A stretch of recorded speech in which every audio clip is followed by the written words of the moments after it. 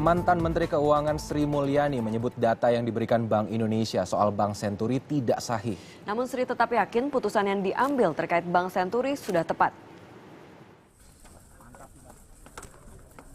Mantan Menteri Keuangan Sri Mulyani Indrawati kecewa dengan Bank Indonesia karena memberikan data dan informasi yang tidak valid terkait Bank Senturi.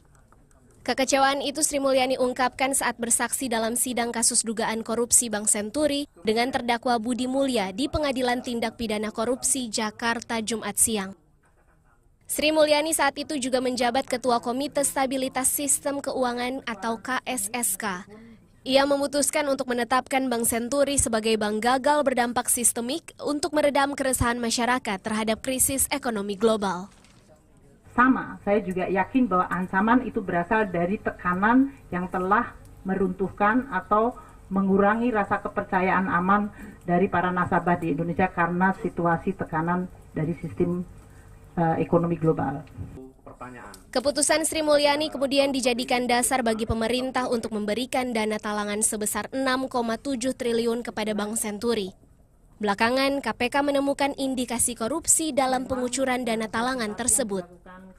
Namun ia bersikukuh putusan yang diambil telah menyelamatkan Indonesia dari krisis. Dan saya sebagai Ketua KSSK membuat keputusan yang saya bertanggung jawab, saya bisa mencegah krisis dengan bukti perekonomian Indonesia tidak terkena dampak krisis global. Kita termasuk negara yang paling baik dari sisi kinerja ekonomi pada tahun 2009.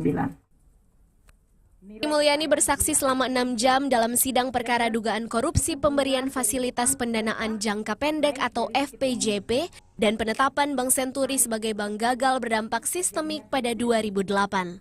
Dalam sidang ini, Jaksa KPK juga memverifikasi barang bukti berupa notulensi sidang KSSK serta surat pernyataan dana talangan Bank Senturi. Rencananya, pasca bersaksi, Sri Mulyani akan segera bertolak kembali ke Washington DC.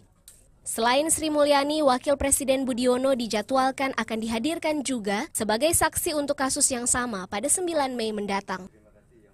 Cahaya Ramadan, Tiafani Febrian melaporkan untuk NET.